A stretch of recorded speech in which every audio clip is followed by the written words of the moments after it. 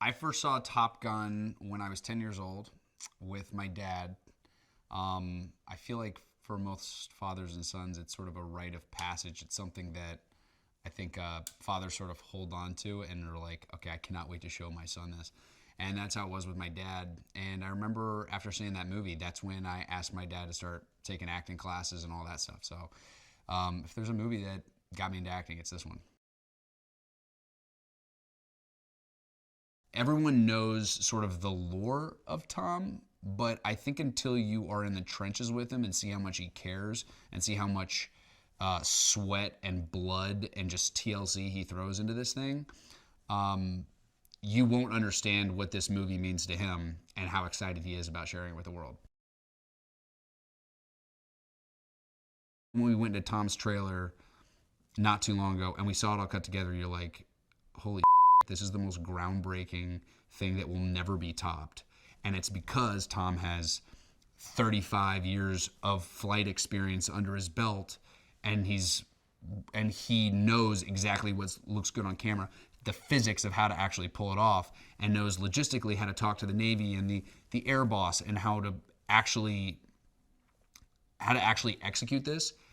I don't know if there's another movie star on the planet or another person on the planet that could actually make these aerial sequences happen. And when you watch them, your jaw's on the floor and you're like, holy shit, he did it.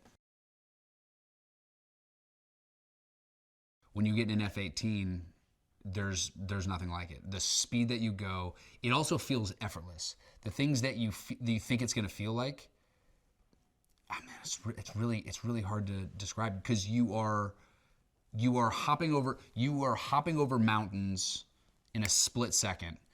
You have absolute control. You can fly 10 feet off the ground and shoot 40,000 feet up in the air in a matter of a couple seconds.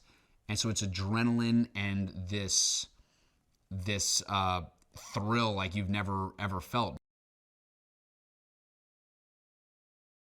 I would say Hangman is like a cross between Iceman and Maverick from the first one. He flies alone, so he flies like Maverick. Doesn't fly well with the team, sort of lives on the edge, has a blast. And I would say he sort of has the ego of Iceman. He knows he's the best, and he's not here to make friends. He's here to be team leader.